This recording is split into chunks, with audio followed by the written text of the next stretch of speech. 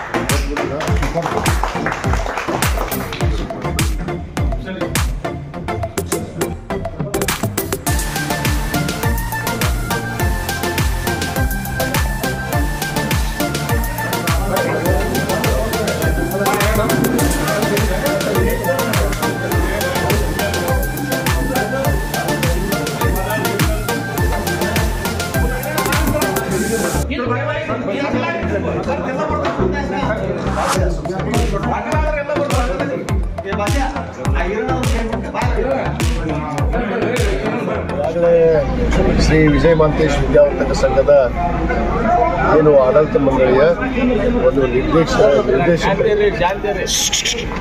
ಶ್ರೀ ವಿಜಯ Mahantesh consumer society ಹತ್ರ ನಾನು ಕೂಡ ಸ್ಪರ್ಧೆಯನ್ನು ಮಾಡಿದ್ದೆ. ಈಗ ತಾನೇ ನಾಮಪತ್ರವನ್ನು ಸಲ್ಲಿಸಿದ್ದೇನೆ. ಬಹುತೇಕ ಇಲ್ಲಿರುವಂಥ ಅನೇಕ ನಮ್ಮ ಕನ್ಸ್ಯೂಮರ್ ಸೊಸೈಟಿಗಳು ಸುಮಾರು 15 ಸೊಸೈಟಿಗಳಿದೆ. ಅದರಲ್ಲಿ ಈಗ ನಾನು ಒಬ್ಬ ವಿಜಯ ಮಹಾಂತೇಶ್ ಕನ್ಸ್ಯೂಮರ್ ಸೊಸೈಟಿ ಹತ್ರ ನಾನು ನಾಮಪತ್ರವನ್ನು ಸಲ್ಲಿಸಿದ್ದೇನೆ. ಕೇಳ್ರಿ, ಹಿಂದೆ ಇದ್ರೊಳಗೆ ಘಟಿಕೋತ್ಸವದಲ್ಲಿ ಒಂದು ಮಾತು ಹೇಳಿದ್ರಿ ನೀವು. ಘಟಿಕೋತ್ಸವ ಇನ್ನು ನಾನು ಶಾಸಕನಾಗಿ ಆದಮೇಲೆ ಸಂಘಕ್ಕೆ ಏನಾದರೂ ಮಾಡ್ತೀನಿ. ನಾನು ಮೆಡಿಕಲ್ ಕಾಲೇಜ್ ಕೊರತೆ ಇದೆ, ಇಂಜಿನಿಯರಿಂಗ್ ಕಾಲೇಜ್ ಕೊರತೆ ಇದೆ, ಅದನ್ನು ನಾನು ಅದು ಆಸೆ ಇದೆ ಮಾಡ್ತೀನಿ ಅಂದರೆ ಏನೋ ಆಸೆ ಇಟ್ಕೋಬೋದಾ ಅಂತ. ಈಗ ಖಂಡಿತವಾಗಿ ಸಂಸ್ಥೆಯನ್ನು ಇವತ್ತು ನಮ್ಮ ಸಂಸ್ಥೆ, ಯಾಕಂದರೆ ನಮ್ಮ ಲಿಂಗೈಕ್ಯ ಪರಮ ಪೂಜ್ಯ ವಿಜಯ ಮಹಾಂತಪ್ಪಗಳ ಒಂದು ಪವಿತ್ರವಾದ ಹೆಸರು ಇರೋದ್ರಿಂದ ಈ ಸಂಸ್ಥೆ ಇಕ್ಕಲ್ ನಗರದ ಜನತೆ ಮತ್ತು ಸಮಸ್ತ ಹುಡುಗರ ನಗರದ ಜನತೆ ಇವತ್ತು ಸ್ವಂತ ಸಂಸ್ಥೆ ಅಂತೇಳಿ ಭಾವಿಸ್ತಿದ್ದ ನಾವೆಲ್ಲ.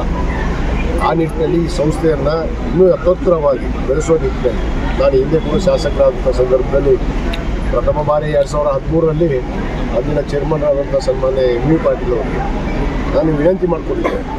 ನಮ್ಮ ಹತ್ರ ಸಾಕಷ್ಟು ಭೂಮಿಯನ್ನು ತೆಗೆದುಕೊಂಡಿದ್ದೀನಿ. ಈಗಾಗಲೇ ಒಂದು ಮೆಡಿಕಲ್ ಕಾಲೇಜ್ ಪರ್ಮಿಷನನ್ನು ಕೊಡಿಸ್ತೀನಿ, ನಾವು ಮೆಡಿಕಲ್ ಕಾಲೇಜನ್ನು ಪ್ರಾರಂಭ ಮಾಡಿರಿ, ಬರೀ ಭೂಮಿ ಕೊಟ್ಟರೆ ಸಾಕು. ಆ ಪರ್ಮಿಷನ್ ಕೊಡುವಂಥದ್ದು ಎಲ್ಲದಕ್ಕೂ ಕೂಡ ನಾನು ಸರ್ಕಾರದಲ್ಲಿ ನಾನು ಒಬ್ಬ ಸಂಸ್ಥೆಯ ಸದಸ್ಯನಾಗಿ ಕೆಲಸ ಮಾಡ್ತೀನಿ ಅಂತಿದ್ದೆ. ಬಹುತೇಕ ಆ ಭಾಗ್ಯ ಇವತ್ತು ಕೂಡಿ ಬಂದಿದೆ. ನಾನು ಈಗಾಗಲೇ ತಮಗೆ ಹೇಳಿದಂತೆ ಈ ಸಂಸ್ಥೆಯನ್ನು ಇವತ್ತು ಒಂದು ಒಳ್ಳೆಯ ವಿದ್ಯಾಸಂಸ್ಥೆಯಾಗಿ ಈ ರಾಜ್ಯದಲ್ಲೇ ಒಂದು ಮಾದರಿ ಸಂಸ್ಥೆಯಾಗಿ ನೋಡಬೇಕು ಅನ್ನೋ ಒಂದು ಕನಸಿದೆ. ಆ ನಿಟ್ಟಿನಲ್ಲಿ ಇವತ್ತು ಮೆಡಿಕಲ್ ಕಾಲೇಜ್ ಆಗಿರ್ಬೋದು, ಇಂಜಿನಿಯರ್ ಕಾಲೇಜ್ ಆಗಿರ್ಬೋದು, ಅನೇಕ ಶಿಕ್ಷಣ ವಿಚಾರದಲ್ಲಿ ಈ ಒಂದು ಸಂಸ್ಥೆಗೆ ಇನ್ನೂ ಸರ್ಕಾರದ ಸವಲತ್ತುಗಳನ್ನು ತರೋದ್ರ ಮುಖಾಂತರ ಖಂಡಿತವಾಗಿ ಈ ಸಂಸ್ಥೆಯನ್ನು ಒಂದು ಮಾದರಿ ಸಂಸ್ಥೆಯಾಗಿ ನೋಡ್ತೀನಿ ಮುಂದಿನ ದಿನಗಳಲ್ಲಿ ಅನ್ನೋ ಒಂದು ಭರವಸೆಯನ್ನು ನಾನು ಹೇಳ್ತೀನಿ.